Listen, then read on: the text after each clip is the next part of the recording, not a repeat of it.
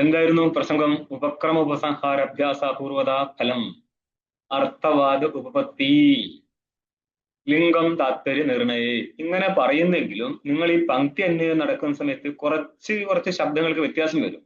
ഫലം എന്ന് പറഞ്ഞപ്പോൾ ഫലവത്ത എന്ന് പറഞ്ഞു.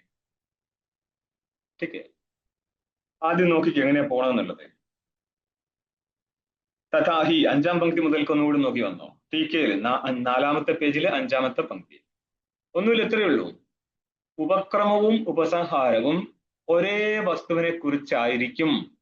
അന്നപ്പോൾ ഈ ഉപക്രമ ഉപസംഹാരങ്ങൾ എടുത്തും കൊണ്ട് ഒരു ലിംഗം സിദ്ധിക്കപ്പെടും. ഇതാണ് ഉപക്രമ ഉപസംഹാരങ്ങളുടെ ഐക്യം എന്ന് പറയുന്നത്. നമ്മൾ ശ്ലോകത്തിൽ എന്തേ ഉള്ളൂ? ഉപക്രമ ഉപസംഹാര അഭ്യാസപൂർവത ഫലം എന്നാ. പക്ഷേ വേണ്ടത് ഉപക്രമ ഉപസംഹാരയോരൈക്യം എന്ന അർത്ഥത്തിലാണ്. അതുകൊണ്ട് ഇത്രയും വിശദീകരിച്ചിട്ട് എഴുതി പഠിക്കും. ഉപക്രമവും ഉപസംഹാരവും തമ്മിൽ ഏകഭാവമുണ്ട്, ഐക്യമുണ്ട്. ഇതിന്റെ അർത്ഥം എന്താ? ഉപക്രമത്തിൽ ഏത് വസ്തുവിനെയാണോ നിരൂപിക്കുന്നത് പ്രകരണത്തിന്റെ ഉപസംഹാരത്തിൽ എന്നാണ്, അല്ലാതെ ഗ്രന്ഥത്തിന്റെ ഉപസംഹാരത്തിൽ നിന്ന് അർത്ഥമില്ല. ഒരു ഗ്രന്ഥത്തിൽ തന്നെ പല പ്രകരണങ്ങൾ വന്നു ചേരും. അപ്പോൾ പ്രകരണാടിസ്ഥാനത്തിലാണ് നമ്മൾ ആ വിഷയത്തെ വേർതിരിക്കുന്നത്. അതുകൊണ്ട് ഇവിടെ ഇപ്പോൾ ഒരു പ്രകരണം 1-ാം മന്ത്രത്തിൽ തുടങ്ങി 8-ാം മന്ത്രത്തിൽ അവസാനിക്കുകയാണ്, ജ്ഞാനപ്രകരണം. ഇവിടുത്തെ 1-ാം മന്ത്രത്തിലൂടെ ഈശാവാസ്മിതം സർവം, ഇവിടുത്തെ വാസ്യം എന്നുള്ളതിന് എന്താണ് അർത്ഥം? ആച്ഛാദനീയം. വസ ആച്ഛാദനെന്നും വസ നിവാസ എന്നൊക്കെ ധാതുക്കൾ വേറെ വേറെ ഉണ്ട്. ഓക്കെ, വസ നിവാസ ഈശ്വരൻ നിവസിക്കുന്നു എന്ന അർത്ഥത്തിലല്ല, വസാച്ഛാദന എന്ന അർത്ഥത്തില് വസധാതു അവിടെ വന്നത്. ഓക്കെ, വാസ്യം ആച്ഛാദനീയം, ആച്ഛാദനം ചെയ്യണം. ഈശ്വരനാൽ ആച്ഛാദനം ചെയ്യണം എന്ന് പറഞ്ഞാല് ഇവിടെ ഇപ്പോൾ ഈശ്വരൻ ജഗത് കാരണനല്ല, മറിച്ച് അജ്ഞാനരഹിതനായിരിക്കുന്ന നിത്യശുദ്ധ ബുദ്ധമുക്ത സ്വഭാവനായിരിക്കുന്ന ഈശ്വരനാണ്. എന്ന് പറഞ്ഞാൽ ശുദ്ധബ്രഹ്മമാണ്. ആ ശുദ്ധബ്രഹ്മത്തിൽ നിന്ന് അവിദ്യയാൽ കൽപ്പിച്ചുണ്ടായിരിക്കുന്ന ജഗത്ത് വാസ്തവത്തിൽ ശുദ്ധബ്രഹ്മത്തിൽ ഇല്ലാത്തതിനാൽ ഈ ഒരു അറിവുണ്ടാക്കാൻ, ഏത് ഐക്യജ്ഞാനത്തിന്, ഞാനായിരിക്കുന്ന പരമാത്മാവിൽ നിന്നാണ്. അതായത് ഇവിടെ ഇപ്പോൾ ശുദ്ധബ്രഹ്മം വേറെ ആരോ ഒരാളും നമ്മളിപ്പോൾ ഇവര് ജീവനും, ആ ജീവൻ ശുദ്ധബ്രഹ്മത്തിൽ നിന്നുണ്ടായിരിക്കുന്ന സൃഷ്ടിയെ കണ്ടിരിക്കുന്നു എന്നൊന്നും ഇതിന് അർത്ഥമില്ല. ഞാനായിരിക്കുന്ന ശുദ്ധബ്രഹ്മത്തിൽ നിന്ന് ഈ ജഗത്തുണ്ടായപ്പോൾ ഞാൻ എൻ്റെ അവിദ്യ കൊണ്ട് ഈ ജഗത്തിനെ കണ്ടിരിക്കുകയാണ്. എന്നപ്പോൾ ഞാൻ ഈ ജഗത്ത് ഇങ്ങനെ കാണാനും കാരണം അവിദ്യയാണ്, ഈ ജഗത്ത് ഇങ്ങനെ ഉത്പന്നമാവാനും കാരണം അവിദ്യയാണ്. ഈ അവിദ്യ നഷ്ടപ്പെടണമെങ്കിൽ വിദ്യയുടെ ഉത്പത്തി ഉണ്ടായിരിക്കണം. വിദ്യാവിദ്യകൾ തമ്മിലാണ് വിരോധമുള്ളത്, ജ്ഞാനാജ്ഞാനങ്ങൾ തമ്മിലാണ് വിരോധമുള്ളത്. അപ്പോൾ ഈ വിദ്യയുടെ അവിദ്യയുടെ സ്വരൂപം തന്നെ മനസ്സിലാക്കണം. നിങ്ങളുടെ ജ്ഞാനത്തിന്റെ സ്വരൂപം എന്താ? ഏത് ജ്ഞാനമാണ് അജ്ഞാനത്തെ നശിപ്പിക്കുന്നത്? ബ്രഹ്മവിഷയകജ്ഞാനം. ബ്രഹ്മവിഷയകജ്ഞാനം എന്ന് പറഞ്ഞാൽ മതി. അങ്ങനെയാണെങ്കിൽ സാങ്കേയോഗ സിദ്ധാന്തത്തിനനുസരിച്ചും അജ്ഞാനം നഷ്ടപ്പെടേണ്ടതായിരുന്നു. അത് നഷ്ടപ്പെടുന്നില്ല എന്ന് ഗീതാഭാഷ്യത്തിൽ ഭാഷ്യകാരൻ പറയുന്നുണ്ട്. ഐക്യജ്ഞാനം. ആ, ഏത് തമ്മിലുള്ള ഐക്യം? പ്രകൃതിയും ബ്രഹ്മവും തമ്മിലുള്ള, അതായത് സാങ്കേയോഗ സിദ്ധാന്തത്തിനനുസരിച്ച് ഐക്യമുണ്ടോ? ഇല്ല, അവിടെ ഭേദജ്ഞാനമാണ്. പ്രകൃതി പുരുഷ ഭേദജ്ഞാനമാണ് സാങ്കേയോഗത്തില് മോക്ഷകാരണമായിട്ട് പറയുന്നത്. അപ്പൊ അതിന്റെ വിപരീതം എന്തായിരിക്കും? പ്രകൃതി പുരുഷ ഐക്യം. ഈ പ്രകൃതി പുരുഷ ഐക്യജ്ഞാനമാണോ അജ്ഞാനത്തെ നഷ്ടപ്പെടുന്നത്? അല്ല, അല്ല. പിന്നെ ആത്മാശ്രയ ആത്മവിഷയക അജ്ഞാനം, അതാണ് അജ്ഞാനം നഷ്ടപ്പെടുത്തുന്നത് അല്ലേ? ഏതാണ് അജ്ഞാനത്തെ നഷ്ടപ്പെടുത്തുന്ന ജ്ഞാനം? ഈ അജ്ഞാനം നഷ്ടപ്പെടുവോ? സത്യത്തിൽ അജ്ഞാനം നഷ്ടപ്പെട്ടില്ലെങ്കിൽ ബ്രഹ്മം നഷ്ടപ്പെട്ട് കിട്ടിയാൽ മതിയായിരുന്നു. അങ്ങനെയാണെങ്കിലും അദ്വിതീയ വസ്തു ബാക്കിയിരിക്കും അല്ലേ? അപ്പൊ ശ്രദ്ധിച്ചോ? അതായത് ഇതൊക്കെ നിങ്ങൾക്ക് വേദാന്ത വിചാരം ചെയ്യുന്ന സമയത്ത് ഇതൊന്നും അറിയത്തില്ലെങ്കിൽ അജ്ഞാനം നഷ്ടപ്പെടുന്നല്ലോ, ജ്ഞാനം വരുന്നത് മാത്രമല്ലല്ലോ, അജ്ഞാനം നഷ്ടപ്പെടുന്നതായിട്ട് കാണുന്നില്ല. അജ്ഞാനം അങ്ങനെ തന്നെ നിൽക്കുവോ? അല്ല, അജ്ഞാനം നഷ്ടപ്പെടുന്നില്ലല്ലോ. ജ്ഞാനം കൊണ്ട് അജ്ഞാനം ഇല്ലാതാവുന്നല്ലേ ചെയ്യുന്നുള്ളൂ, നഷ്ടപ്പെടുകയല്ലേ? അജ്ഞാനം അല്ല, ജ്ഞാനം വരുന്നതല്ലാണ്ട് അജ്ഞാനം നഷ്ടപ്പെട്ട ഒരു സാധനം ഇല്ലല്ലോ. ഒരു സാധനം ഒരു ജ്ഞാനം കൂടി വന്നു ഞങ്ങൾക്ക്. ഒരു സാധനം കൂടി കൈ കിട്ടി എന്നുള്ളതിൽ അല്ല. ജ്ഞാനവും അജ്ഞാനവും തമ്മിൽ വിരോധമുണ്ട്. ഒന്നുകിൽ ജ്ഞാനം ഉണ്ടാവും, ഇല്ല അജ്ഞാനം ഉണ്ടാവും. അതായത് കയറില് സർപ്പത്തെ കണ്ടുകൊണ്ടിരിക്കാൻ കാരണം എന്താ? കയറില് സർപ്പത്തെ കാണാൻ കാരണം എന്താ? അത് ഭ്രമം. അതിനോട് അത് ജ്ഞാനമില്ലാത്തതിനെ കൊണ്ട്. അതായത് കയറിന്റെ അജ്ഞാനം എന്നാ പറയാ. അതായത് ഈ സ്ഥലത്തെ അജ്ഞാനം എന്നുള്ളത് അഭാവ സ്വരൂപം എന്നാണ് നൈയായികന്മാര് പറയുക. അതായത് ഇപ്പോൾ ഘടത്തെ കണ്ടോ? ഇല്ല. അപ്പൊ ഘടത്തിന്റെ എന്തുണ്ട്? അറിവില്ലായ്മയുണ്ട്. അപ്പൊ അറിവില്ലായ്മ, ഇപ്പം ഘടം ഉത്പന്നമായോ? ഇല്ല. അപ്പൊ ഘടം ഉത്പന്നമാവുന്നതിന് മുന്നേ എന്തുണ്ട്? ഘടത്തിന്റെ പ്രാഗഭാവമുണ്ട്. അതൊരു അഭാവമാണ്. ഇതേപോലെ നൈയായികന് പറയുന്നത് ജ്ഞാനം ഉത്പന്നമാവുന്നതിന് മുന്നേ ജ്ഞാനത്തിന്റെ പ്രാഗഭാവമുണ്ട്, അതാണ് അജ്ഞാനം. ഇതല്ല നിങ്ങളുടെ അജ്ഞാനം. അതുകൊണ്ട് ഈ ഇങ്ങനത്തെ മതഭേദം പോലും പഠിച്ചു വെക്കണം. നിങ്ങള് ഒരു ബ്രഹ്മമുണ്ടേ അത് ഞാനാണ് എന്ന് പറഞ്ഞ് പഠനം തീരുവൊന്നുമില്ല. ഇത് പ്രക്രിയ സൈഡാണ് പോകുന്നത്. അപ്പോൾ അജ്ഞാനം എന്താണെന്ന് നിശ്ചയമില്ലെങ്കിൽ അജ്ഞാനത്തിന്റെ നാശം എങ്ങനെ നടക്കും എന്നുള്ള നിശ്ചയം ഉണ്ടാകത്തില്ല. ആ നിശ്ചയമില്ലെങ്കിൽ ആ അജ്ഞാന നാശത്തിന് വേണ്ടി പ്രയത്നിക്കാൻ പോലും പറ്റത്തില്ല. അതുകൊണ്ട് ഒരജ്ഞാനം നഷ്ടപ്പെടും എപ്പോൾ? ഏത് വിഷയക അജ്ഞാനമാണോ നഷ്ടപ്പെടുന്നത് അതിന് കാരണമായിരിക്കും തദ്വിഷയക ജ്ഞാനം. അപ്പോൾ കയറിന്റെ അജ്ഞാനത്തിൽ നിന്ന് സർപ്പത്തെ കണ്ടു നമ്മൾ.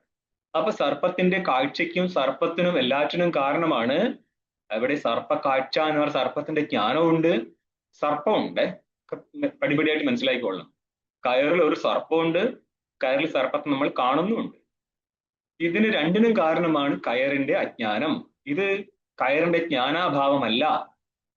ജ്ഞാനാഭാവം പ്രാഗഭാവമാണ്. അജ്ഞാനം അഭാവരൂപമല്ല. എന്നാൽ അഭാവമല്ലെങ്കിൽ ഭാവരൂപമാണോ? ഭാവരൂപവും അല്ല. അതെങ്ങനെയാ? ഒന്നുകിൽ ഭാവം, അതായത് ഒന്നുകിൽ ഘടം ഉണ്ടാവും, അല്ലെങ്കിൽ ഘടത്തിന്റെ അഭാവം ഉണ്ടാവും, അല്ലേ? ഒരു അധികരണത്തില് എന്താ ഉള്ളത്? ഒന്നുകിൽ ഘടം, ഘടം ഇല്ലെങ്കിൽ ഘടത്തിന്റെ അഭാവം. ഇത് രണ്ടുമല്ലാത്തൊരു സ്വഭാവത്തെ നമുക്ക് വെക്കാൻ പറ്റത്തില്ല. പക്ഷേ വേദാന്തിക്ക് ഇത് രണ്ടും അല്ലാത്തൊരു സ്വഭാവമുണ്ട്. അതായത് ഈ അജ്ഞാനം എന്നുള്ളത് സത്താണോ എന്ന് വെച്ച് കഴിഞ്ഞാൽ അല്ല, ഭാവരൂപമല്ല. സത്തല്ലെങ്കിൽ പിന്നെ അസത്താവേണ്ടിയിരുന്നു. അസത്താണോ എന്ന് വെച്ച് കഴിഞ്ഞാൽ അസത്വമല്ല. മനസ്സിലായോ? സത്വമല്ലത്, അസത്വമല്ലത്. പിന്നെയോ സദസത് ഉഭയ വിലക്ഷണമായിരിക്കുന്നത്. അപ്പൊ മൂന്നാമത്തെ ഒരു വിഭാഗം കൂടിയുണ്ട്, ഉഭയം. സത്തല്ല, ശരി, അസത്താവട്ടെ, അസത്വമല്ല. അങ്ങനെയാണെങ്കിൽ സത്തും അസത്തും ചേർന്നിരിക്കുന്നതായിരിക്കട്ടെ, ഇത് മൂന്നാമത്തെ വിഭാഗമാണ്. അന്നേരം പറയും അതും സംഭവിക്കത്തില്ല, ഒരു വസ്തു തന്നെ ഒരേപോലെ തന്നെ സത്വം അസത്വം ആവത്തില്ല.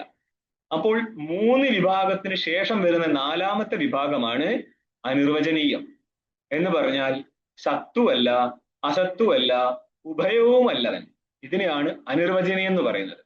ഈ അനിർവചനീയ അജ്ഞാനത്തെയാണ് നഷ്ടപ്പെടുത്തേണ്ടത്. അതായത് കയറിലെ സർപ്പദൃഷ്ടിക്ക് കാരണമാണ് കയറിന്റെ അനിർവചനീയ അജ്ഞാനം. ഈ അജ്ഞാനമാണ് കയറിനെ മൂടി വെക്കുകയും സർപ്പത്തെ കാണിക്കുകയും ചെയ്യുന്നത്. അതായത് ആവരണ രൂപത്തിലും വിക്ഷേപ രൂപത്തിലും അവിദ്യ പ്രവർത്തിക്കും. കയറിനെ ആവരണം ചെയ്തു, അതുകൊണ്ട് കയറിനെ കയറായിട്ട് മനസ്സിലായില്ല. സർപ്പത്തെ ഉണ്ടാക്കി കാണിച്ചു തന്നു, അതാണ് വിക്ഷേപം. ഇത് രണ്ടും ആരുണ്ടാക്കിയതാ? കയറിലെ അജ്ഞാനം ഉണ്ടാക്കിയതാണ്. നിങ്ങൾക്ക് കയറിന്റെ ജ്ഞാനം ഉണ്ടാവുന്നതോടുകൂടി കയറിന്റെ അജ്ഞാനം നഷ്ടപ്പെട്ടു പോകും. ജ്ഞാനവും അജ്ഞാനവും തമ്മിൽ വിരോധമുണ്ട്. അതുകൊണ്ടാണ് പിന്നെ നിങ്ങൾക്ക് കയറിൽ സർപ്പത്തെ കാണാൻ പറ്റാത്തത്. എന്തുകൊണ്ടാ? ആ സർപ്പത്തിന്റെ കാരണമായിരിക്കുന്ന അജ്ഞാനം ജ്ഞാനത്താൽ നഷ്ടപ്പെട്ടു. ജ്ഞാനം കൊണ്ട് അജ്ഞാനം നഷ്ടപ്പെട്ടാൽ ആ അജ്ഞാനത്തിന്റെ കാര്യമായിരിക്കുന്ന എല്ലാം നഷ്ടപ്പെട്ടു പോകും. ഇവിടെ അജ്ഞാനത്തിന്റെ കാര്യമായിരുന്നു സർപ്പം. അതേപോലെ ആ സർപ്പം കണ്ടവൻ ഉണ്ടായിരിക്കുന്ന ഭയം, ഭയകമ്പാദികൾ, പേടിച്ച് വിറച്ചിട്ടില്ലേ, ഇതെല്ലാം നഷ്ടപ്പെട്ട് കിട്ടും. എപ്പോൾ? ജ്ഞാനം ഉണ്ടായിക്കഴിഞ്ഞാൽ. ആയതിനാൽ ജ്ഞാനവും അജ്ഞാനവും തമ്മിൽ വിരോധമുണ്ടെന്നും ജ്ഞാനം ഉണ്ടാകുമ്പോൾ അജ്ഞാനം നഷ്ടപ്പെടുമെന്നുള്ള കാര്യം മനസ്സിലാക്കുക. അതായത് അജ്ഞാനത്തെ നഷ്ടപ്പെടുത്തിക്കൊണ്ട് മാത്രമാണ് ജ്ഞാനം ഉത്പന്നമാവുക പോലും ചെയ്യത്തുള്ളൂ. പിന്നെ എവിടുന്നാണ് ജ്ഞാനം ഉണ്ടായിക്കഴിഞ്ഞാൽ ജ്ഞാനവും അജ്ഞാനവും ഒരേപോലെ ഇരിക്കട്ടെ എന്ന് പറയാൻ പറ്റുക? ഇവിടെ കിട്ടിയോ? അങ്ങനെ ആയിരിക്കെ നിങ്ങൾക്ക് ഉണ്ടാവേണ്ടത് എന്താണ്? ഐക്യജ്ഞാനമാണ്. അങ്ങനെയാണെങ്കിൽ ജഗത്തിന്റെ കാരണം എന്തായിരിക്കും? ഇത്രയും പറഞ്ഞത് കേട്ടിട്ട് ആർക്കും പറയാൻ പറ്റുമോ? നിങ്ങൾക്ക് ഉണ്ടാവേണ്ടത് ഐക്യജ്ഞാനമാണ്. അങ്ങനെയാണെങ്കിൽ ജഗത്തിന്റെ കാരണം എന്തായിരിക്കും? അജ്ഞാനം. എന്താ ജ്ഞാനം? ബ്രഹ്മവിഷയക അജ്ഞാനം. ഐക്യ വിഷയ അജ്ഞാനം. ഞാൻ ചോദിച്ചതിന് ഉത്തരം കറക്റ്റ് ആയിട്ട് പിടിച്ചു പോയാൽ മതി. ശരിക്കേ, ഐക്യജ്ഞാനത്താൽ അജ്ഞാനം നഷ്ടപ്പെടുമെങ്കിൽ അജ്ഞാനത്തിന്റെ സ്വരൂപം എന്തായിരിക്കും? ചെറിയ ചോദ്യം ചോദിച്ചിട്ടുണ്ട്. നിങ്ങൾ ആരും അതിന്റെ വഴിക്ക് വരത്തില്ല. ശരിക്കേ, നിങ്ങൾ കയ്യിലുള്ള ആയുധം കൊണ്ട് അഭ്യാസം കളിക്കാനാണ് നിൽക്കത്തുള്ളൂ. നമ്മൾ ഇവിടെ നിന്ന് വരുന്ന ആയുധങ്ങളൊന്നും സ്വീകരിക്കത്തില്ല. ചോദ്യം ശ്രദ്ധിച്ചോ? ഐക്യ വിഷയക ജ്ഞാനം കൊണ്ടാണ് അജ്ഞാനം നഷ്ടപ്പെടുന്നതെങ്കിൽ ആ അജ്ഞാനത്തിന്റെ സ്വരൂപം എന്തായിരിക്കുന്ന? അതായത് കയറിന്റെ ജ്ഞാനം കൊണ്ടാണ് അജ്ഞാനം നഷ്ടപ്പെട്ടതെങ്കിൽ അജ്ഞാനത്തിന്റെ സ്വരൂപം എന്തായിരിക്കും? കയറിനെ വിശീകരിക്കുന്ന അജ്ഞാനമായിരിക്കും അത്. അങ്ങനെയിരിക്കെ ഐക്യജ്ഞാനം കൊണ്ട് അജ്ഞാനം നഷ്ടപ്പെടുമെങ്കിൽ അജ്ഞാനത്തിന്റെ സ്വരൂപം എന്തായിരിക്കും? കയറിനെ വിശീകരിക്കുന്ന കയറിന്റെ ജ്ഞാനം കൊണ്ട് നഷ്ടപ്പെടും. അവിടെ വിഷയം രണ്ടും സമാനമായിരിക്കും. കയറിനെ വിശീകരിക്കുന്ന ജ്ഞാനം, അത് കയറിനെ വിശീകരിക്കുന്ന അജ്ഞാനം നഷ്ടപ്പെടുത്തി. അങ്ങനെയാണെങ്കിൽ ഐക്യവിഷയക ജ്ഞാനം കൊണ്ട് എന്താണ് നഷ്ടപ്പെടുക എന്ന ചോദ്യം.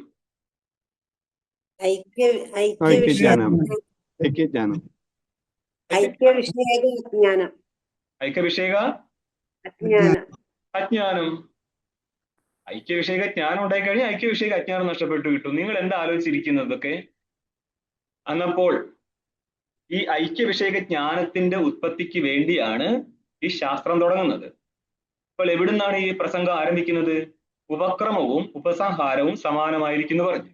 അപ്പൊ ഉപക്രമത്തിൽ എന്തിനാ പറയുന്നത്? ഐക്യത്തെയാണ് പറയുന്നത്.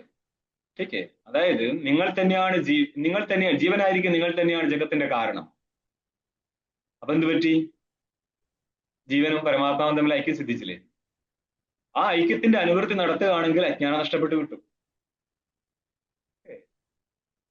ഇതേ ഉപാസന ചെയ്യുന്നത് പോലെ ഇങ്ങനെ മറ്റൊരു വസ്തുവിൽ ഞാനൊന്ന് അധ്യാസം ചെയ്തുണ്ടാക്കുന്ന സാധനമല്ല ഇത്. നിങ്ങൾക്ക് തെളിച്ചുള്ളൊരു ബുദ്ധി ഉണ്ടായി കഴിഞ്ഞാൽ, ഏത് ഞാൻ ആരാ മോൻ എന്നുള്ള ബുദ്ധി ഉണ്ടാക്കാൻ വേണ്ടി മാത്രമാണ് ഈ ശാസ്ത്രം പ്രയത്നിക്കുന്നത്. അതായത് ജഗത്തിന്റെ കാരണമായിരിക്കുന്ന കേവല ബ്രഹ്മസ്വരൂപനാണ് ഓരോ ജീവനും എന്നുള്ള അറിവിലേക്ക് കൊണ്ടുപോകുമ്പോൾ അത് പഠിച്ച് അതിനെ അനുസന്ധാനം ചെയ്യാൻ പറ്റുന്നില്ല എങ്കിൽ പിന്നെ ഈ പഠനത്തെ കൊണ്ട് കാര്യമൊന്നുമില്ല. അതായത് എന്റെ സുഹൃത്തുക്കൾ എന്നെക്കാട്ടും മുന്നേ സന്യസിച്ച ആൾക്കാർ പറയും, ഒരു വട്ടം ഞങ്ങൾ പണ്ട് സ്വാമിയുടെ അടുത്ത് പഠിച്ച 32 നമ്പർ എന്ന് പറയും, ഈ മണ്ഡലേശ്വരാവുന്നതിന് മുന്നേ അങ്ങനെ അവിടെയാണ്. അവിടുന്ന് ചിസുകി ക്ലാസ്സും കഴിഞ്ഞ് വരുന്ന സമയത്ത് നമ്മുടെ ഒരു മലയാളി സുഹൃത്ത് കണ്ടപ്പോൾ പറയാണ്, പഠിക്കുന്നതൊക്കെ ശരി തന്നെ, ഉപാസന ചെയ്യണം കേട്ടോ, അതാണ് മുഖ്യം. ആരും മണ്ഡലം പറഞ്ഞ് മനസ്സിലാക്കുന്നുള്ളതാണ്. എന്തുകൊണ്ടാ? നമ്മൾ അങ്ങനെ ആയിപ്പോയി. നമ്മൾക്ക് കാര്യം പറഞ്ഞു തന്നാൽ നമുക്ക് തലയിൽ കയറ്റാൻ അറിയത്തില്ല. നമ്മൾ അപ്പോഴും മറ്റു പലര് ചെയ്തതും കാണിച്ചതും മാത്രമാണ് നമുക്ക് പ്രമാണം. അതുകൊണ്ട് ഇവിടെ പറഞ്ഞിരിക്കുന്നത് ഐക്യത്തെയാണ്. ഈശാവാസ്യം എന്ന് തുടങ്ങിയിട്ട് ഇപ്പൊ ഉപക്രമത്തിലും ഐക്യം പറയുന്നു, സപര്യക ചുക്രം എന്നുള്ള ശ്രുതിയിലൂടെയും ഐക്യത്തെ പറയുന്നു. അതായത് ഏകനായിരിക്കുന്ന പരമാത്മാവിനെ കുറിച്ച് ബോധിപ്പിക്കുകയാണ്. അതുകൊണ്ട് ഉപക്രമത്തിന്റെയും ഉപസംഹാരത്തിന്റെയും ഏകത്വം ഉള്ളതിനാൽ നിങ്ങൾക്ക് ഒരു ലിംഗം കിട്ടി. ഏതിന്റെ? ശബ്ദ താത്പര്യ ഗ്രാഹകനായിരിക്കുന്ന ലിംഗം. ശബ്ദത്തിന്റെ താത്പര്യ അർത്ഥമാണ് ആ വാക്യത്തിന്റെ അർത്ഥം. യത്പര ശബ്ദ സ ശബ്ദാർത്ഥ എന്ന് നമ്മൾ മുമ്പേ പറഞ്ഞു. താത്പര്യം എന്നുള്ളത് എന്താണ് അർത്ഥം? ഈ 6 ലിംഗങ്ങളിലൂടെ ഏത് അർത്ഥമാണോ ആ വാക്യത്തിൽ നിന്ന് ബോധിക്കപ്പെടുന്നത് അതാണ് താത്പര്യാർത്ഥം.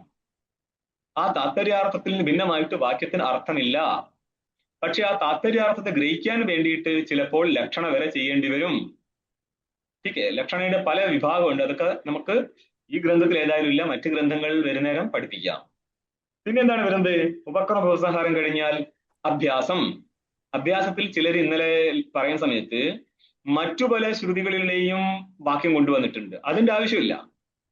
അഭ്യാസം നിങ്ങൾക്ക് ഈ ശ്രുതിയിൽ തന്നെ ഈ 8 മന്ത്രത്തിന്റെ ഇടയിൽ പറഞ്ഞിരിക്കുന്ന ഭാഗങ്ങൾ എടുത്തിട്ടാണ് കാണിക്കുന്നത്. അഭ്യാസത്തിന്റെ അർത്ഥം എന്താ? പുനഃകഥനം അഭ്യാസ. വീണ്ടും വീണ്ടും കഥനം ചെയ്യുന്നു എന്നുള്ളതാണ് അഭ്യാസം എന്നുള്ളതിന്റെ അർത്ഥം. ഇക്ക നോക്ക് ഇവിടെ. ഈശാവാസ്യം ഉപക്രം സപര്യകാ ചുക്രം ഉപസംഹാരാ ഒന്ന് കഴിഞ്ഞു. ഇനി അഭ്യാസം കാണിക്കുകയാണ്. അനേജരേകം മനസോജരീയോ, ഇത് 4ാമത്തെ മന്ത്രത്തിലാണ്. അപ്പോൾ കമ്പനമില്ലാതെ ഇരുന്നു കൊണ്ട് തന്നെ മനസ്സിനേക്കാൾ വേഗത്തോടുകൂടിയിരിക്കുന്ന പരമാത്മാ എന്ന് പറയുമ്പോൾ വീണ്ടും ആ പരമാത്മാവിനെ തന്നെ ശ്രുതി നിരൂപിക്കുകയാണ്. അടുത്ത മന്ത്രമാണ് തദന്തരസ്യ സർവസ്യ തദു സർവസ്യാസ്തി ബാഹ്യതഃ. ഈ പരമാത്മാ സകലത്തിന്റെ ഉള്ളിലും സകലത്തിന്റെ വെളിയിലും വ്യാപിച്ചിരിക്കുന്നതാകുന്നു. ഇത് 5-ാം മന്ത്രത്തിലാണ്. ഇങ്ങനെ ഇടയിലുള്ള പല മന്ത്രത്തിലൂടെയും, അതായത് തുടക്കവും ഒഴുക്കവും ഒഴിവാക്കിയിട്ട് അതിനിടയിലൂടെയുള്ള പല മന്ത്രത്തിലൂടെയും സമാനമായിരിക്കുന്ന ബ്രഹ്മത്തെയാണ് നിരൂപണം ചെയ്യുന്നത്. അതുകൊണ്ട് മൊത്തത്തിൽ വാക്യം ഏകനായിരിക്കുന്ന ബ്രഹ്മപ്രതിപാദകനായി മാറും. പിന്നെന്താ ഉള്ളത്? ഏന ദേവ ആപ്നുവൻ. ദേവതകൾക്ക് ഇവിടെ ഏതാണ് അർത്ഥം? ഇവിടുത്തെ ദേവതാ ശബ്ദം കൊണ്ട് ഏതിനെടുക്കണം? ഇന്ദ്രിയങ്ങളെ. അപ്പോൾ ഇന്ദ്രിയങ്ങളെ ഉപലക്ഷണമായിട്ട് എടുത്താൽ മതി. ഉപലക്ഷണം എന്ന് പറയാൻ എന്താർത്ഥം? തത് ഗ്രാഹകത്വ സതി തത് ഇതര ഗ്രാഹകത്വം ഉപലക്ഷണത്വം. ഇതൊക്കെ എഴുതി തയ്യാറായിക്കൊള്ളേ. തത് ഗ്രാഹകത്വ സതി തത് ഇതര ഗ്രാഹകത്വം ഉപലക്ഷണത്വം. അതായത് അവിടെ പറഞ്ഞിരിക്കുന്ന വസ്തുവിനെയും ഗ്രഹിക്കണം, അവിടെ പറയാത്ത അതുമായിട്ട് ബന്ധപ്പെട്ട വസ്തുക്കളെയും ഗ്രഹിക്കണം. തത് ഗ്രാഹകനാണെങ്കിൽ അവിടെ ഇരിക്കും തത് ഗ്രാഹകത്വം. ഇവിടെ ഇപ്പോൾ ഇന്ദ്രിയങ്ങളാൽ ഗ്രഹിക്കപ്പെട്ടിട്ടില്ല. അതായത് ഇന്ദ്രിയങ്ങളാൽ ഗ്രഹിക്കപ്പെട്ടിട്ടുണ്ടെങ്കിൽ അത് പ്രത്യക്ഷ പ്രമാണത്തിന് വിഷയമാണ്. പ്രത്യക്ഷ പ്രമാണത്തിന് വിഷയമായി കഴിഞ്ഞാൽ പൂർവം എന്ന് പറഞ്ഞാൽ അന്യപ്രമാണം എന്നർത്ഥം. അന്യപ്രമാണത്താൽ ഗ്രാഹ്യമായി കഴിഞ്ഞു. അന്യപ്രമാണത്താൽ ഗ്രാഹ്യം എന്ന് പറഞ്ഞ അർത്ഥം ജ്ഞാനത്തിന്റെ വിഷയം എന്നർത്ഥം. ഗ്രഹണം എന്ന് പറഞ്ഞാൽ ജ്ഞാനം, ഗ്രാഹ്യം ജ്ഞാന വിഷയം. അന്യപ്രമാണത്താൽ ഗ്രഹിക്കപ്പെട്ട് കഴിഞ്ഞാൽ പിന്നെ ആ വസ്തുവിനെ ശ്രുതി പറയുമ്പോൾ ശ്രുതി ആ വസ്തുവിന്റെ കാര്യത്തിൽ പ്രമാണമാവത്തില്ല. അതെന്തുകൊണ്ടാ? പ്രത്യക്ഷത്തിന്റെ കാര്യത്തിൽ നിങ്ങൾക്ക് ഇപ്പോൾ അനുമാനം നടത്തി, പർവ്വതത്തിൽ വന്യമുണ്ട്, പോയി നോക്കിയ സമയത്ത് അവിടെ വന്യ കാണുന്നുണ്ട്. ഇവിടെ രണ്ടും പ്രമാണമായി മാറും. ശ്രുതിയുടെ കാര്യത്തിൽ അറിഞ്ഞ വസ്തുവിനെ പറഞ്ഞാൽ പിന്നെ പ്രമാണാവത്തില്ല. അങ്ങനത്തെ ഒരു പ്രശ്നമുണ്ട്. ഇത് അദ്വൈതസിദ്ധിയുടെ ടീക്കയിലൊക്കെ നിങ്ങൾക്ക് വിശദീകരിച്ച് കിട്ടും. പല സ്ഥലത്തുണ്ട്, പക്ഷെ ഞാനിപ്പോ അദ്വൈതസിദ്ധി എടുക്കുന്നതുകൊണ്ട് ആ ഭാഗം എടുത്ത് പറയുന്നത് മാത്രം. ടീക്കെ. അതായത് ശ്രുതിയിൽ പറയുന്ന യജമാനൻ, ഈ യജമാനനെ നമ്മൾക്ക് ശ്രുതിയിലൂടെ അല്ലാതെ അറിയാം. കർമ്മത്തിന്റെ യജമാനൻ ഒരാൾ. അപ്പോൾ പിന്നെ ആ യജമാനെ കുറിച്ച് ശ്രുതി പറഞ്ഞാൽ ആ യജമാന്റെ കാര്യത്തിൽ പ്രമാണം ഉണ്ടാവത്തില്ല. അനുവാദം നടത്തുകയാണ്. ഓക്കെ. ഒന്നിനെ അനുവാദം നടത്തിയിട്ട് ചിലപ്പോൾ മറ്റൊന്നിന് വിധാനം നടത്തും.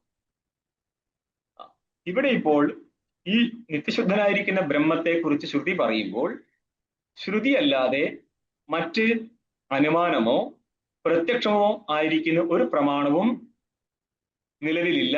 ആരെ ബോധിപ്പിക്കാൻ? കേവല ചൈതന്യത്തെ ബോധിപ്പിക്കാൻ. അതുകൊണ്ട് എന്ത് പറ്റി? അപൂർവമായി എന്ന് പറഞ്ഞാല് അന്യപ്രമാണം ഇല്ലാത്തത് കൊണ്ട്, ശ്രുതിയിൽ പറഞ്ഞ വസ്തു മറ്റു പ്രമാണത്താൽ ബോധിക്കപ്പെടാത്തത് കൊണ്ട് അപൂർവം എന്നൊരു പ്രമാണം സിദ്ധിക്കപ്പെടും. അതായത് സഹകാരി ലിംഗം സിദ്ധിക്കപ്പെടും. ഇതാണ് ഇവിടെ പറയുന്നത്. ന ഏന ദേവ ആപ്നുവൻ ഇതി അപൂർവതാ സങ്കീർത്തനാത്. ടിപ്പണി 11 കാണു. അപൂർവതേതി ഇന്ദ്രിയാദി അഗോചരത ഇതിയാവത്. ഇന്ദ്രിയങ്ങളുടെ ഗോചരമായി കഴിഞ്ഞാൽ ഇന്ദ്രിയ ഗോചരമായ വസ്തു, അതിലിരിക്കും ഗോചരത, വിഷയത എന്നർത്ഥം. ഇന്ദ്രിയജന്യ ജ്ഞാന വിഷയത്വം എന്നർത്ഥം.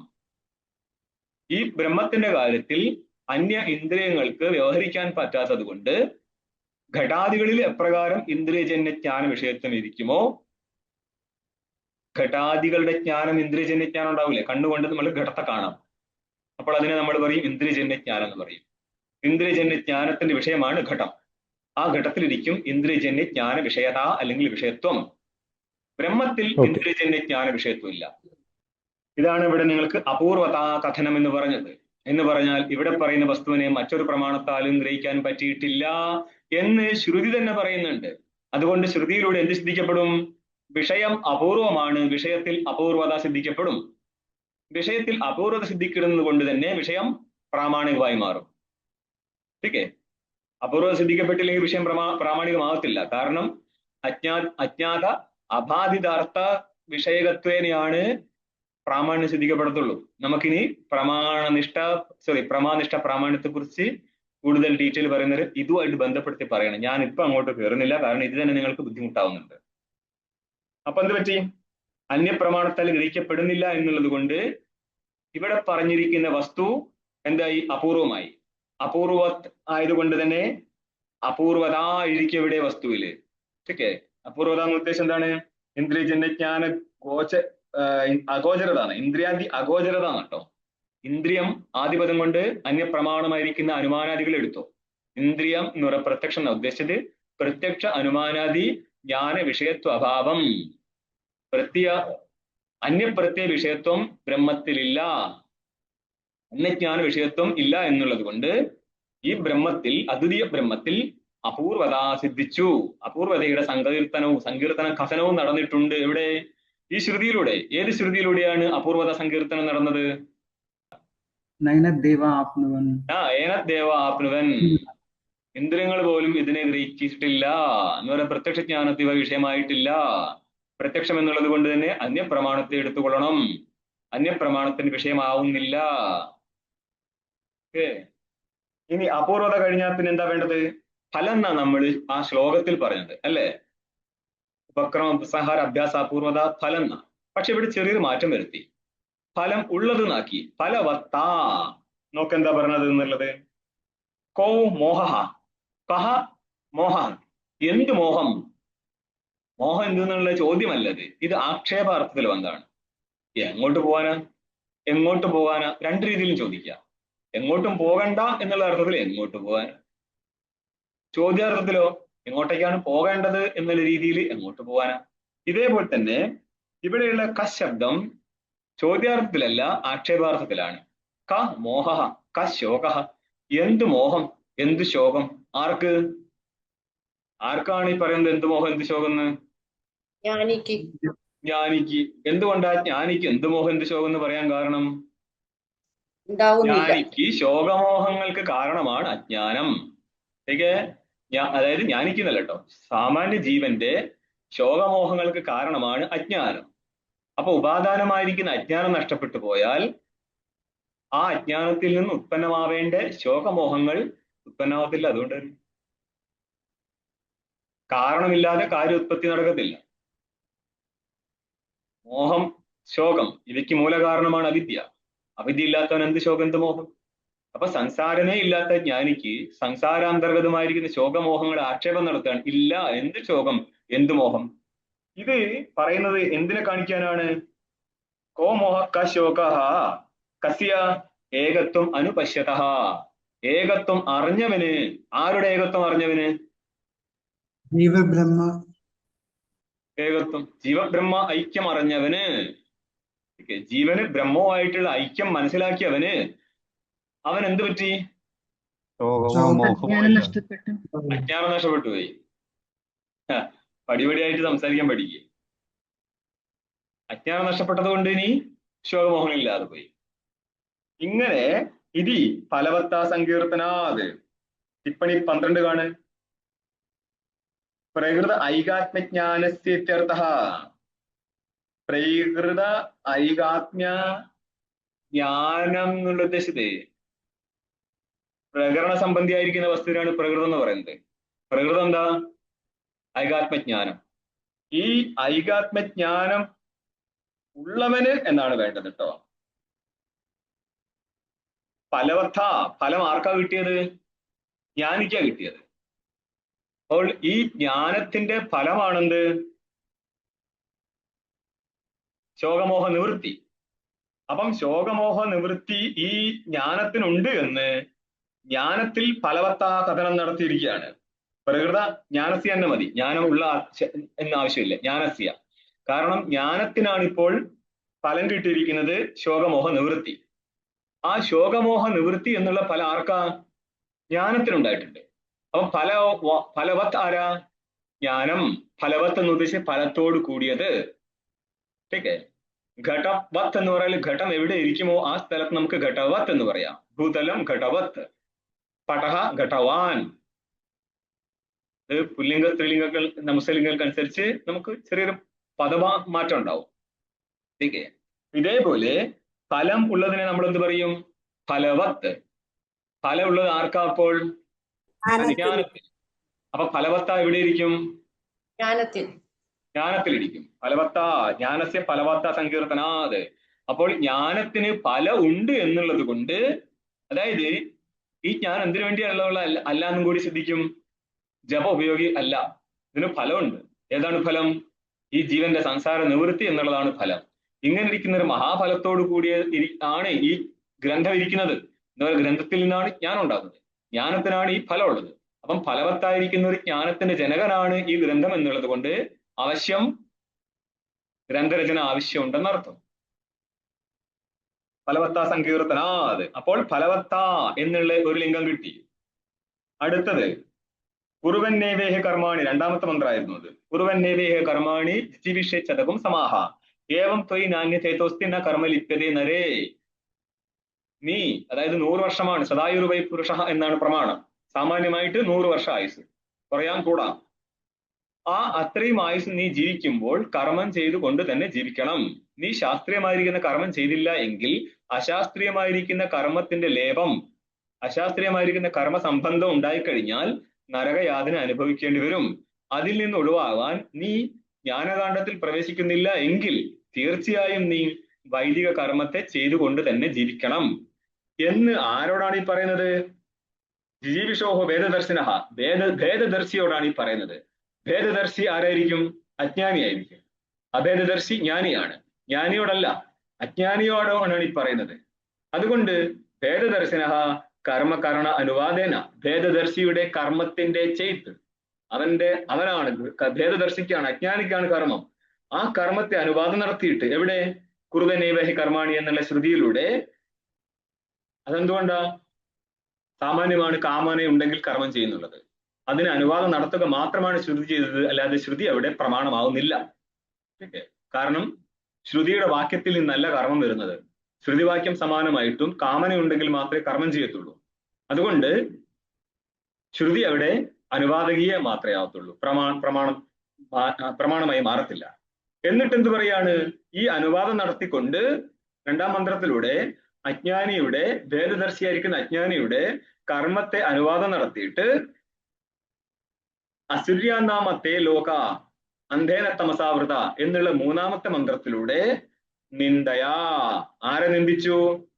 ഭേദദർശിനഹ നിന്ദയാ ആയിട്ട് അന്വയിക്കുക. ഭേദദർശിയുടെ നിന്ദ കൊണ്ട്, നിന്ദയാൽ. നിന്ദ നിന്ദ്യം നിന്ദിതും ന പ്രവർത്തതെ അപിതു വിധേയം സ്തോതും. ഈ ശ്ലോകം എങ്ങോട്ടെങ്കിലും കട്ട് പേസ്റ്റ് അടിക്കരുത്. നിന്ദ വിധേയം സ്തോതും എന്നൊക്കെയാ ചിലർ വിളിച്ചു പറയാ. അങ്ങനെയൊന്നല്ല. നിന്ദ നിന്ദ്യ വസ്തുവിനെ നിന്ദിക്കാൻ വേണ്ടിയുള്ളതല്ല. പിന്നെയോ മറ്റേതോ വസ്തുവിനെ അവിടെ വിധാനം നടത്താൻ പോകുന്നുണ്ട്.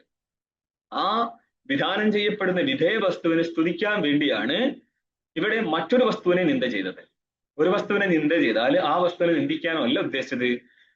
ഏതോ ഒരു വസ്തു അവിടെ വിധേയമാവുന്നുണ്ട്, ആ വിധേയ വസ്തുവിനെ സ്തുതിക്കുക എന്നുള്ളതാണ് ഉദ്ദേശം. അതാണ് പറയുന്നത് നിന്ദ. ശ്രുതിയിലൂടെ ചെയ്യുന്ന ഈ നിന്ദ ഏതിനാണോ നിന്ദിച്ചത്, നിന്ദ്യം, നിന്ദിക്കപ്പെടുന്ന വസ്തുവാണ് നിന്ദ്യം. നിന്ദ്യം നിന്ദിതുന്ന പ്രവർത്തതേ, നിന്ദ്യമായിരിക്കുന്ന വസ്തുവിനെ നിന്ദിക്കുക എന്നുള്ളതല്ലായിരുന്നു ഉദ്ദേശം. മറിച്ച് വിധേയം സ്തോതും, വിധിക്കപ്പെടുന്ന വസ്തുവിനെ സ്തുതിക്കുക എന്നുള്ളതാണ്. അതാണ് നമ്മൾ ഇവിടെ കാണുന്നത്. ഇവിടെ കർമ്മകരണ അനുവാദം നടത്തിയിട്ട് ഈ കർമ്മി അസുര്യങ്ങളായിരിക്കുന്ന ലോകത്തെ പ്രാപിക്കും, അത് അന്ധകാര തമസിനാൽ ആവൃതമാകുന്നു എന്ന് സ്വർഗാദി ലോകങ്ങളിലെ ശരീരത്തെ പോലും നേടുന്ന വ്യക്തിയെ നമ്മൾ നിന്ദിക്കുകയാണ്, ഭേദദർശി നിന്ദിക്കുകയാണ്. എന്നിട്ട് എന്ത് ചെയ്യും ഈ നിന്ദ? ഐക്യാത്മ ദർശനത്തെ സ്തുതത്വാത്, ഐക്യജ്ഞാനത്തെ സ്തുതിക്കാൻ വേണ്ടിയാണ് ഈ ഭേദജ്ഞാനത്തെ നിന്ദിച്ചത്. കാരണം ഭേദജ്ഞാനത്തിന്റെ വിപരീതമാണ് ഐക്യജ്ഞാനം, ഐക്യജ്ഞാനത്തിന്റെ വിപരീതമാണ് ഭേദജ്ഞാനം. അപ്പോൾ നേരെ തലതിരിഞ്ഞ ഏതോ ഒരു വസ്തുവിനെ സ്തുതിക്കാൻ വേണ്ടിയിട്ടാണ് ഭേദജ്ഞാനത്തെ നമ്മൾ നിന്ദിച്ചത്. ठीक है, ഭേദജ്ഞാനത്തെ എന്നല്ല കേട്ടോ, ഭേദദർശിനഹാന. അപ്പൊ ഭേദജ്ഞാനം ഉള്ളവനെയാണ് നിന്ദിച്ചത്. ജീവിഷോർ ഭേദദർശിനഹ, ജീവിക്കാൻ ഇച്ഛിക്കുന്ന ഭേദജ്ഞാനിക്ക് അവന്റെ കർമ്മത്തെ അനുവാദം നടത്തിക്കൊണ്ട് നിന്ദയാ ഐകാത്മ ദർശനത്തെ സുതത്വാദ്. അപ്പൊ ഭേദദർശിയെ നിന്ദിച്ചും കൊണ്ട് ഐക്യജ്ഞാനത്തെ സ്തുതിച്ചിരിക്കുകയാണ്. ആയതുകൊണ്ട് എന്ത് പറ്റി? അർത്ഥവാദം, സ്തുതി എന്നുള്ള അർത്ഥവാദം. സ്തുതി രൂപത്തിലും നിന്ദാരൂപത്തിലും അർത്ഥവാദം മുഖ്യമായിട്ട് രണ്ടായിട്ട് കാണും നിങ്ങൾക്ക്, നിന്ദാർത്ഥവാദം എന്നും സ്തുത്യർത്ഥവാദം എന്നും. ഇവിടെ ഇപ്പോൾ രണ്ടും കൂട്ടി വെച്ചിട്ടുണ്ട്. ഒന്നിന്റെ നിന്ദ ശരിക്കും എന്തിനു വേണ്ടിയായിരുന്നു? മറ്റൊന്നിനെ സ്തുതിക്കാൻ വേണ്ടിയായിരുന്നു. ഈ രീതിയിലാണ് സ്തുതി കാണുന്നത്. അതല്ലാതെ നേരിട്ട് സ്തുതി ഇവിടെ കാണുന്നില്ല.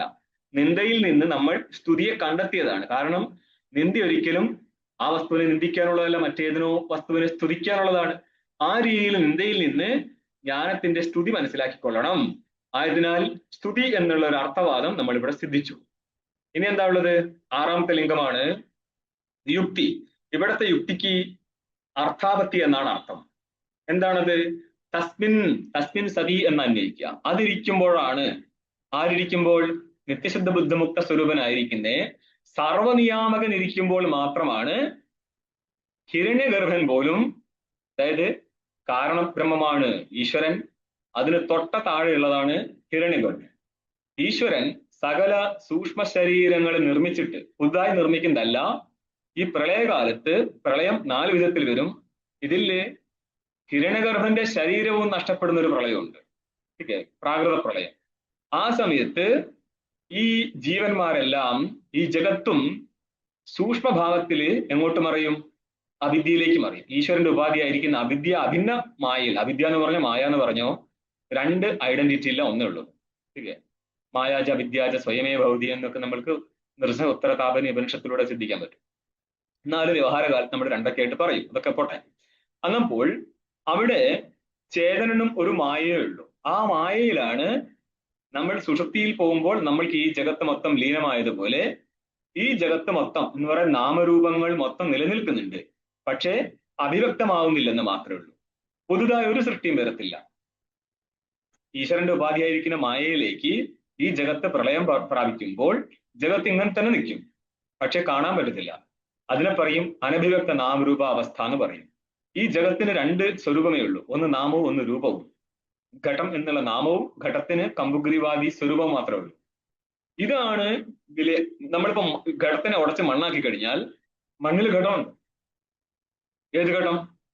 ഏത് ഘടമാണ് ഇനി ഉണ്ടാവേണ്ടത്? ആ ഘടം അവിടെ തന്നെ കിടക്കുന്നുണ്ട്. അതെങ്ങനെയാണ്? പുതുതായിട്ടൊന്നും ഉണ്ടാകത്തില്ല. ഒരേ വസ്തു തന്നെ വിലയം പ്രാപിക്കുന്നു, വീണ്ടും ഉണ്ടായിരുന്നു, വിലയം പ്രാപിക്കുന്നു, വീണ്ടും ഉണ്ടായിരുന്നു, ഇങ്ങനെ പോയിക്കൊണ്ടിരിക്കുന്നു.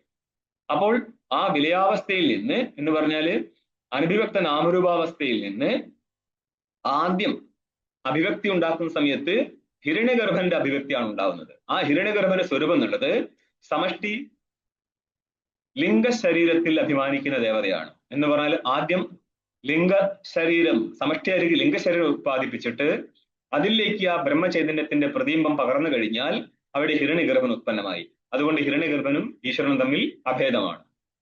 ആ ഹിരണ്യഗർഭനാണ് ഇനി അടുത്ത സൃഷ്ടി ഉണ്ടാക്കുന്നത്. അതായത് സ്ഥൂല ജഗത്തിനെ സൃഷ്ടിച്ചിട്ട് ഈശ്വര അഭിന്നനായിരിക്കുന്ന ഹിരണ്യഗർഭന്റെ പ്രതിബിംബം ആ സ്ഥൂല ജഗത്തിൽ സ്ഥൂലമായിരിക്കുന്ന വസ്തുക്കളിലേക്ക് പതിച്ചാൽ അവിടെ വിരാട് ഉത്പന്നമായി. സമഷ്ടി സ്ഥൂല ശരീരാഭിമാനം ഉത്പന്നമാവും. അതിൽ നിന്നാണ് പിന്നെ ദേവതകളുടെയും മറ്റ് ജീവന്മാരുടെയും ഉത്പത്തി വരുന്നത്. ഇങ്ങനെ ഇരിക്കെ ഹിരണ്യഗർഭൻ മറ്റ് ദേവതകളുടെയും ജീവന്മാരുടെയും എല്ലാം കർത്തവ്യങ്ങൾ വീതിച്ചു കൊടുക്കണമെങ്കിൽ ഇതിനെയും നിയന്ത്രിക്കാനായിട്ട് ഒരാൾ ഉണ്ടായിരിക്കണം. അതാണ് പറഞ്ഞത് തസ്മിൻ സതി. അവൻ ഇരിക്കുമ്പോൾ മാത്രമാണ്, ആര്? നിത്യശുദ്ധ ചൈതന്യനായിരിക്കുന്ന പരമാത്മാവ് ഇരിക്കുമ്പോൾ മാത്രമാണ് മാതരിശ്വ എന്നുള്ള ഹിരണ്യഗർഭൻ ദധാതി. കിം ദധാതി? ദധാതി എന്ന് പറഞ്ഞാൽ നൽകുന്നു എന്നർത്ഥം. എന്ത്? ഓരോരോ ജീവന്റെയും പുണ്യപാപങ്ങൾക്കനുസരിച്ച് അവരുടെ കർമ്മങ്ങളെ വീതം വെച്ച് കൊടുക്കുന്നത്.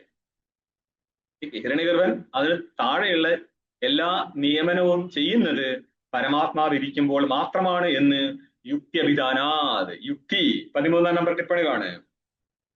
ഹിരണ്യഗർഭാദരപി നിയത പ്രവൃത്തി അന്യഥ അനുവൃത്തി രൂപ യുക്തിരിത്യർത്ഥ. ഹിരണ്യഗർഭാദികൾക്കും നിയതമായിരിക്കുന്ന പ്രവൃത്തി അന്യഥ എന്ന് പറഞ്ഞാൽ അവനില്ലെങ്കിൽ നടക്കത്തില്ലായിരുന്നു. ആരില്ലെങ്കിൽ? നിത്യചൈതന്യനായിരിക്കുന്ന ഹിരണ്യഗർഭനെ നിയന്ത്രിക്കാനായിട്ട് ഒരു ചൈതന്യം ഇല്ലായിരുന്നുവെങ്കിൽ ഹിരണ്യഗർഭാദികളുടെ നിയതപ്രവൃത്തി പോലും സംഭവിക്കത്തില്ലായിരുന്നു എന്നുള്ളതിനാൽ, ഇവിടെ നിയതപ്രവൃത്തി കാണുന്നുണ്ട് എന്നുള്ളതിനാൽ ഇവയ്ക്കും കാരണമായിട്ട് നിയാമകനായിരിക്കുന്ന ഒരു ഈശ്വരൻ യുക്തിയാൽ സിദ്ധിക്കപ്പെടുന്നു. ഓക്കെ, യുക്തി സാമാന്യാർത്ഥത്തിൽ എടുക്കുക, അന്യഥാനുപത്തി അർത്ഥാപത്തി എന്നുള്ള അർത്ഥത്തിൽ എടുക്കുക. ടിപ്പണില് അന്യഥാനുപത്തി അർത്ഥാപത്തി എന്ന് പറയും. അർത്ഥാപത്തി ഒരു പ്രമാണമാണ്. ഉദാഹരണത്തിന് പറയും, ഒരാള് തടിച്ചിട്ടാണ്, അങ്ങേര് രാവിലെ ഭക്ഷണം കഴിക്കാറില്ല. രാവിലെ ഭക്ഷണം കഴിക്കാത്ത ആള് തടിക്കാൻ സാധ്യതയുണ്ടോ? രാവിലെ എന്ന് പറഞ്ഞാൽ ഡേ ടൈമിന് ദിൻ, പൂരാ ദിൻ, ഒരു ദിവസത്തിന് പകലും ഒരിക്കലും ഭക്ഷണം കഴിക്കാറില്ല. അങ്ങനെ തടിക്കാൻ സാധ്യതയുണ്ടോ? രാത്രി കഴിച്ചാൽ മതി. അതാണ്, രാത്രി കഴിച്ചാൽ മതി. ठीक അന്നപ്പോൾ രാത്രി ഭക്ഷണം കഴിക്കാത്തവന്, അതായത് പകല് ഭക്ഷണം കഴിക്കാത്തവന് രാത്രി ഭോജനം ഇല്ലെങ്കിൽ അവൻ തടിക്കുകയോ? അതില്ല. ദിവാ അഭുഞ്ചാനസ്യ എന്ന് പറഞ്ഞാല് പകല് കഴിക്കാത്തവന് രാത്രി ഭോജനം വിന, രാത്രിയിലെ ഭക്ഷണം ഇല്ല എങ്കിൽ പീനത്വ അനുഭൂത്യ, പീനത്വം എന്ന് പറഞ്ഞ തടി അനുപന്നമായി പോകും, അയുക്തമായി പോകും എന്നുള്ളതിനാൽ എന്ത് സിദ്ധിക്കപ്പെടും? രാവിലെ കഴിക്കുന്നില്ലെങ്കിൽ അവൻ രാത്രിയിൽ കഴിക്കുന്നു മനസ്സിലായിക്കോളും. ഇതിനെയാണ് അർത്ഥാപത്തി എന്നുള്ള പ്രമാണം എന്ന് പറയുന്നത്. ആ പ്രമാണം വഴി കാര്യം സിദ്ധിക്കുന്നുണ്ട്. ഇതേപോലെ ഇവിടെ എന്താണ്? ഇതും ഒരു അർത്ഥാപത്തിയാണ്. അതെങ്ങനെയാ വന്നത്? ഹിരണ്യഗർഭാദികൾക്കും നിയതപ്രവൃത്തി ഒരു നിയാമകൻ ഉണ്ടെങ്കിലേ സംഭവിക്കത്തുള്ളൂ. അപ്പോൾ ഇവിടെ നിയതമായിട്ട് പ്രവൃത്തി കാണുന്നുണ്ട് എന്നുള്ളതിനാൽ നിയാമകനായിരിക്കുന്ന ഈശ്വരൻ സിദ്ധിക്കപ്പെടും. ഈ രീതിയിൽ നിങ്ങൾക്ക് ആറാമത്തെ യുക്തിയും സിദ്ധിക്കപ്പെട്ടു. ഓക്കെ, ശരിയാണോ? യുക്തിവിധാനാച്ച, ആറെണ്ണമായ നിങ്ങളുടെ പ്രമാണങ്ങൾ. ഈ 6 പ്രമാണത്തെ വെച്ചുകൊണ്ടാണ് ഈ മൊത്തം ഒരു പ്രകരണത്തിലെ അർത്ഥം നിങ്ങൾ സിദ്ധിക്കാൻ പോകുന്നത്. ആ പ്രകരണത്തിലൂടെ എന്താണ് പറയപ്പെടുന്നത്? പ്രകരണത്തിൽ മാത്രമല്ല, ഒരു പ്രകരണം ഒരു വസ്തുവിനെ പറയുമ്പോൾ ആ പ്രകരണത്തിൽ അന്തർഗതമായിരിക്കുന്ന എല്ലാ മന്ത്രങ്ങളും ഒരേ സ്വഭാവത്തെയാ പറയുക. താവത് ഉപനിഷത ഐകാത്മ താത്പര്യം ദൃശ്യതേ താവത് വാക്യാലങ്കാരമാണ്. അതുകൊണ്ട് ഉപനിഷത്തുകൾക്ക് ഐകാത്മ താത്പര്യം ദൃശ്യതേ, ഏകനായിരിക്കുന്ന ആത്മാവിലെ താത്പര്യം കാണപ്പെടുന്നുണ്ട്. ഉപനിഷത ഐകാത്മ താത്പര്യം ദൃശ്യതേ, ഉപനിഷത്തിന് ഏകനായിരിക്കുന്ന ആത്മാവാണ് താത്പര്യം എന്ന് ഇവിടെ കാണാൻ പറ്റുന്നത്. ഇത്രയും ഭാഗമാണ് ഇന്നലെ എടുത്തത്. ഇത് സെക്കൻഡ് ക്ലാസ് ആവുന്നത്. ഇനി കുറച്ചും കൂടി പങ്ക്തി ടീക്ക നോക്കിയോ. ഏവം അന്യാസാമപി ഉപനിഷദാം, ഉപനിഷത്ത് ശബ്ദം സ്ത്രീലിംഗം ആയതുകൊണ്ട് അന്യാസാം, മറ്റെല്ലാ ഉപനിഷത്തുക്കൾക്കും. ഇത് ഒരിടത്ത് മാത്രമല്ല ഈ ന്യായം വരാൻ പോകുന്നത്. എല്ലാ ഉപനിഷത്തുക്കളുടെയും സ്ഥിതി ഇങ്ങനെ തന്നെയാണ്. എന്ത്? വക്രമോപസംഹാരാദി ഐക്യങ്ങളിലൂടെ ഏകനായിരിക്കുന്ന പരമാത്മാവിനെ കുറിച്ച് പറയുക, അതിനെ സിദ്ധിക്കുക എന്നുള്ളത്. അപ്പൊ സിദ്ധിച്ചു കഴിഞ്ഞാൽ എന്താവും? കേൾക്കുന്നവരതിന്റെ ബോധം ഉണ്ടാവും. ബോധം ഉണ്ടായിക്കഴിഞ്ഞാൽ എന്ത് പറ്റും? സാമാന്യ ബോധമാണെങ്കിൽ അതിന്റെ നിരന്തരമായിരിക്കുന്ന ശ്രവണ മനന നിധ്യാസനത്തിലൂടെ അപരോക്ഷതയിൽ എത്തിച്ചേരാൻ പറ്റും. ആ അപരോക്ഷജ്ഞാനം ഉണ്ടായാലോ അജ്ഞാനം നഷ്ടപ്പെടും. അപ്പോൾ ഈ ബ്രഹ്മവിഷയ അജ്ഞാനം നഷ്ടപ്പെടുത്താൻ വേണ്ടി മാത്രമാണ് നമ്മുടെ ഈ മൊത്തം പ്രയത്നം. അതുകൊണ്ട് എന്താ പറയുന്നത്? ഉപനിഷദാം ഉപക്രമ ഉപസംഹാര ഐക്യരൂപ്യ അഭ്യാസ അപൂർവത ഫലവത്ത അർത്ഥവാദ യുക്തിയ ഉപപാദനാനി ഷഡ് താത്പര്യലിംഗാനി, 6 പ്രകാരത്തിലുള്ള താത്പര്യഗ്രാഹക ലിംഗങ്ങളുണ്ട്. ഇതിനാണ് നേരത്തെ എഴുതി വെച്ചത്. ഉപക്രമ ഉപസംഹാര ഐക്യരൂപ്യം, ഏകരൂപത്വം 1, അഭ്യാസം 2, അപൂർവത 3, ഫലവത്ത 4, അർത്ഥവാദ 5, യുക്തി 6. ഇതിനെ യുക്തി ഉപപാദനാനി, യുക്തികളെ നിരൂപണം ചെയ്യുന്നേ, 6 നിരൂപണം ചെയ്യുന്നേ. ഷഡ് താത്പര്യ ലിംഗാനി, താത്പര്യഗ്രാഹക ലിംഗാനി എന്ന് മനസ്സിലായിക്കോളാം. ഓക്കെ, ഇതെല്ലാം തന്നെ വികൽപ്പേന സമുച്ചയന. ചിലയിടത്ത് ഈ 6 ലിംഗങ്ങളെയും കൊണ്ടുവെക്കാം, ചിലയിടത്ത് അങ്ങനെ കിട്ടൂല. ഇതൊക്കെ എന്ത് ചെയ്തിട്ടുണ്ടെന്നാ പറയുന്നത്? സമുച്ചയന ച അസ്മാഭിസ് തത്വാലോകേ ദർശിതാനീതി ന ഇഹ പ്രതന്യന്തേ. ഈ കാര്യങ്ങളെയൊക്കെ ഞാൻ അസ്മാഭിഹി നമ്മളാൽ, തത്വാലോകം എന്നുള്ളത് ഈ ടീകാകാരന്റെ ആനന്ദഗിരി ആചാര്യന്റെ ഗ്രന്ഥമാണ്.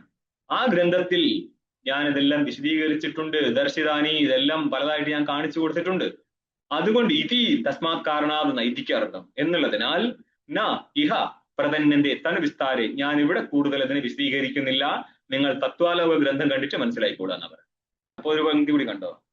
കിഞ്ച പ്രത്യസംവാദ ബലവത്തെ കാരണം പ്രസിദ്ധം. പ്രത്യം എന്ന് പറയുന്ന അർത്ഥം ജ്ഞാനം. പ്രത്യസംവാദം എന്ന് പറഞ്ഞാലോ സമാനവാദം സംവാദം എന്ന് പറഞ്ഞാല് പ്രത്യസംവാദം. പ്രത്യയങ്ങൾ, മറ്റ് പ്രമാണങ്ങളുണ്ട് ഈ സമാന വിഷയത്തെ കുറിച്ച് പറയാൻ. അതുകൊണ്ട് ആ പ്രമാണങ്ങളിൽ നിന്നും ജ്ഞാനം ഉണ്ടാവുന്നുണ്ട്, ഈ സമാന ജ്ഞാനം. അതാണ് പ്രത്യസംവാദം. നിങ്ങൾക്കിനി മറ്റു ഗ്രന്ഥങ്ങളിൽ കാണാം വിജാതീയ സംവാദം, സജാതീയ സംവാദം, വിസംവാദാഭാവം.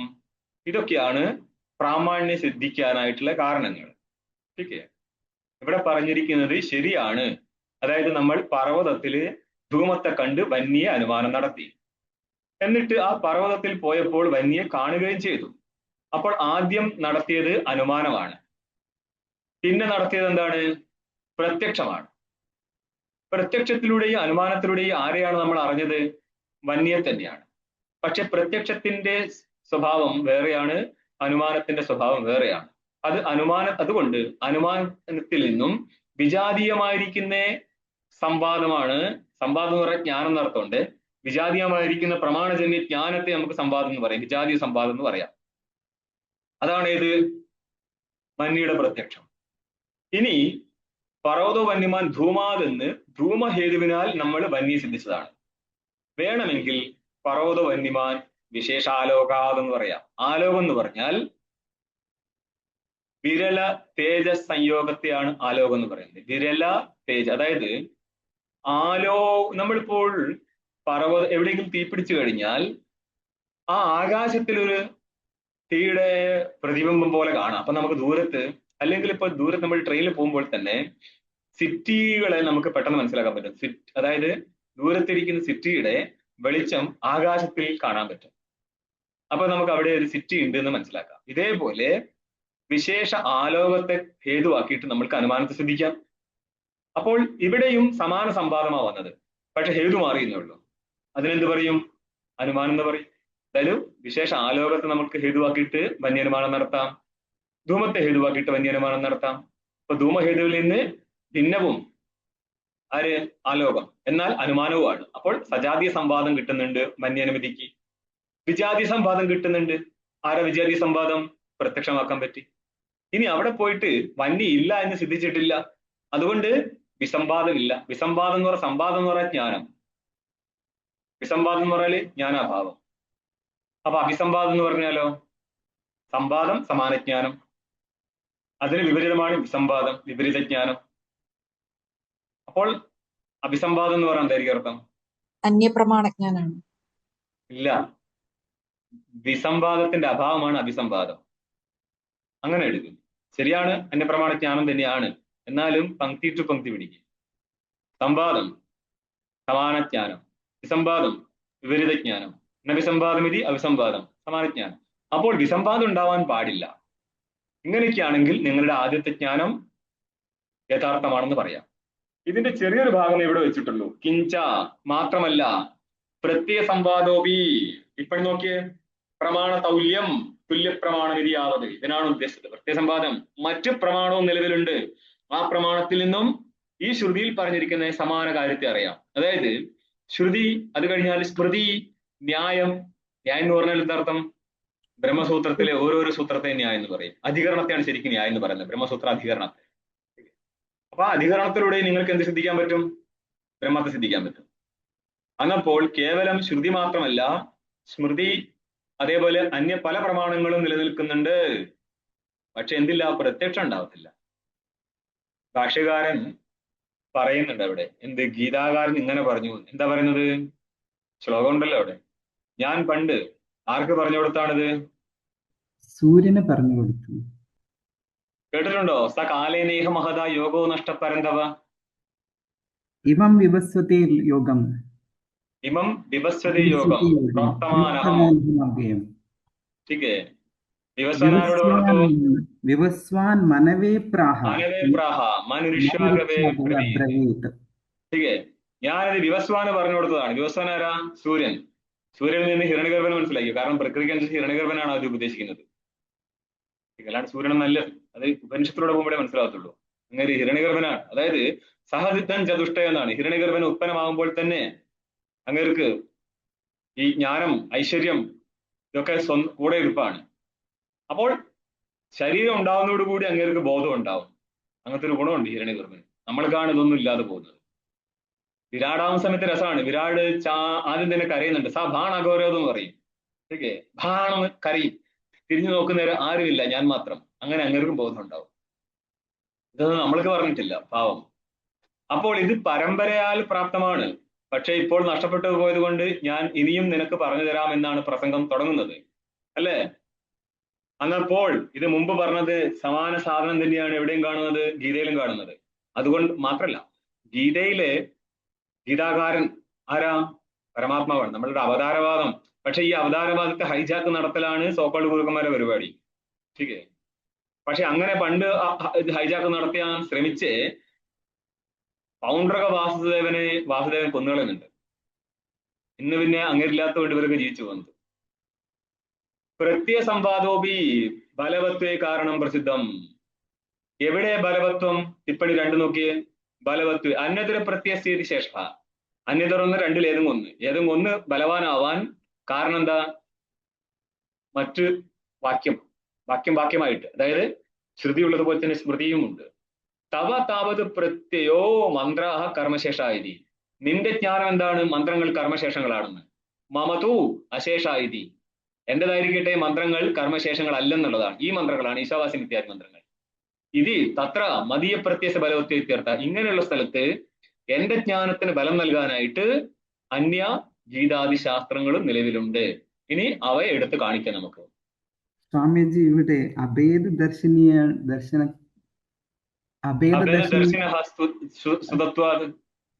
ഭേദദർശിനല്ല, അഭേദദർശിനാണോ? ഭേദദർശിനെയാണ് നിന്ദിക്കുന്നത്. അപ്പോ സ്തുതിക്കുന്നത് ജ്ഞാനത്തിനെന്നാണോ പറയേണ്ടത്? അല്ല, അഭേദദർശിന നിന്ദയായിട്ട് അന്വയിക്ക്. പദം പല സ്ഥലത്തായിരിക്കും. കുറുവന്നേവേഹ ജിജീരിഷോർ, അത് മന്ത്രത്തിന് കട്ടുപഴിച്ച് അടിച്ചതാണ്. കുറുവന്നേവേഹ കർമാണി ജിജീവിഷ ശതം സമാഹ. ഇതിനെ കുറച്ച് ഭാഗം ഒഴിവാക്കിയിട്ട് എടുക്കത്തുള്ളൂ. ഈ മന്ത്രത്തിലൂടെ ഭേദദർശിന കർണ അനുവാദേന, ഭേദദർശിയുടെ കർമ്മത്തിന്റെ ചെയ്തിട്ടുണ്ടല്ലോ, ആ കർമ്മത്തെ അനുവാദം നടത്തിയിട്ട് എന്ന് എടുത്താൽ മതി. കാരണം ചില കാര്യങ്ങൾ വേറെ ഇതിലൂടെ പറയുന്നുണ്ട്. കർമ്മം ചെയ്യുക എന്നുള്ള കാര്യത്തിൽ ശ്രുതി പ്രമാണമൊന്നല്ല. കർമ്മം അജ്ഞാനിക്കുള്ളതാണ്. അതിന് അനുവാദം നടത്തിയിട്ടേ ഉള്ളൂ, അല്ലാണ്ട് അവിടെ ചെയ്യാൻ വിധാനം നടത്തിയിട്ടില്ല. കാരണം കാമനയാണ് കർമ്മം ചെയ്യാൻ കാരണം, അല്ലാണ്ട് വിധിയല്ല. ഇത് നിങ്ങൾക്ക് ബ്രഹ്മസൂത്രങ്ങളിൽ കാണാം. അതുകൊണ്ട് കർമ്മകർണ അനുവാദേന. എന്നിട്ട് എന്ത് ചെയ്തു? അസൂര്യാനാമത്തെ ലോക ഇതി നിന്ദയാ. അപ്പോൾ ഭേദദർശിന നിന്ദയാ, ഭേദദർശി നിന്ദിച്ചതിനാൽ അങ്ങനെ അന്വയിക്കുക. ഭേദദർശി നിന്ദിച്ചത് എന്തിനു വേണ്ടിയിട്ടാണ്? ഐക്യജ്ഞാനത്തെ സ്തുതത്വ. ഐക്യജ്ഞാനിയെ സ്തുതിക്കാനല്ല, ജ്ഞാനത്തിനെ സ്തുതിക്കാനാണ്. അങ്ങനെ ജ്ഞാനത്തിനെ സ്തുതിക്കുക എന്ന് പറയുന്നത് കൊണ്ട് എന്തുണ്ട് ഗുണം? ജ്ഞാനപ്രതിപാദകങ്ങളായിരിക്കുന്ന വാക്യങ്ങൾക്ക് സ്തുതി എന്നുള്ള അർത്ഥവാദം കിട്ടും. ഓം പൂർണ്ണമദഃ പൂർണ്ണമിദം പൂർണ്ണാത് പൂർണ്ണമുദച്യതേ പൂർണ്ണസ്യ പൂർണ്ണമാദായ പൂർണ്ണമേവാവശിഷ്യതേ. ഓം ശാന്തി ശാന്തി ശാന്തി. ശങ്കരം ശങ്കരാചാര്യം കേശവം ബാദരായണം സൂത്രഭാഷ്യകൃതൗ വന്ദേ ഭഗവന്തൗ പുനഃ പുനഃ. ഈശ്വരോ ഗുരുരാത്മേതി മൂർത്തിഭേദ വിഭാഗിനെ വ്യോമവത് വ്യാപ്തദേഹായ ദക്ഷിണാമൂർത്തയേ നമഃ. ഓം ശാന്തി ശാന്തി ശാന്തി.